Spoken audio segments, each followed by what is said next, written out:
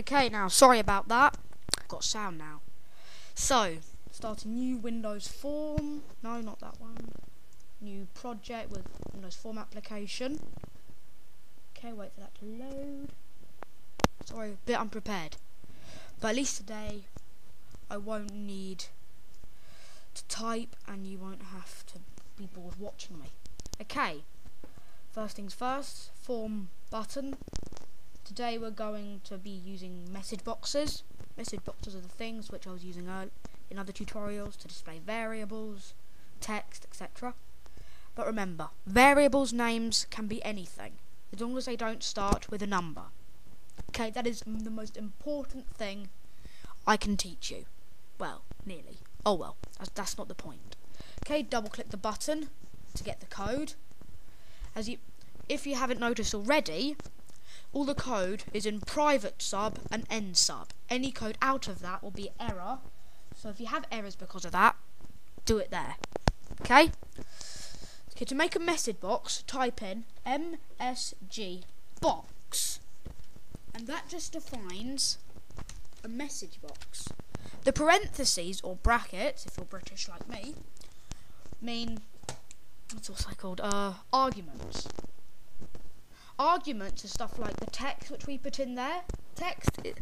The display text, such as or the variable which you want to display, is always the first argument. Okay.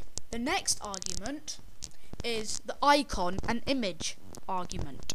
So, like if you want an error message or a default message or a OK cancel message, you do it in the second argument. The third argument is a title. Titles are also strings of text or variables. All arguments are separated with a comma. First things first, first argument. Do a string which is in 2 speech marks. Type in hello world. Hello world is always a default thing, is always the first tutorial for just about any programming language. And now after I typed in the comma to separate an argument, you saw a box pop up. MSG box style dot something. As I said, these are all the different things for like error messages, application models, help, information, exclamation. So click on one of them. I'm doing critical because it looks really nice. Play. You don't have, or test or debug, whichever one you want to call it. Its proper word is debug. Oh look, error message. If you want to keep continuing, delete critical, I don't know, information, test. Wait. Sorry, my computer's a bit slow today. Maybe because of the sound, don't know. Okay, as you see, information box. Now that's a really fun thing to play around with. Next is title. Again, same as the first one, except it's going to be displayed in the title bar, which is the bar up here, where the X and stuff is on.